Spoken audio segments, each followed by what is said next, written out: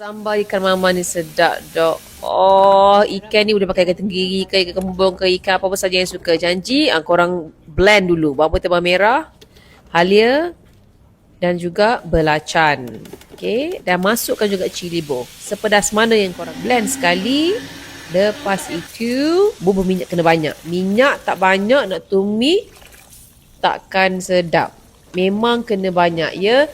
Tuan-tuan dan perempuan sekalian, nak buat tumis lada, minyak sikit tak jadi. Dia kena minyak banyak. Bubur garam, bubur gula, ejah siap-siap, ikut rasa. Lihat Janji tumis ni dia kena mani. Kalau tak mani tak sedap. Bubur jangan lupa juga asam jawa. Kadang-kadang orang suka asam jawa kena peguh dengan air tu. Kadang-kadang ready made up to you. Ikan ni goreng siap-siap, bubur. Senangnya. Okay, I suka juga kalau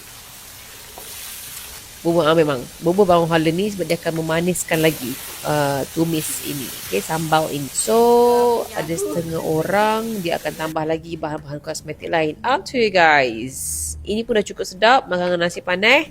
That's it.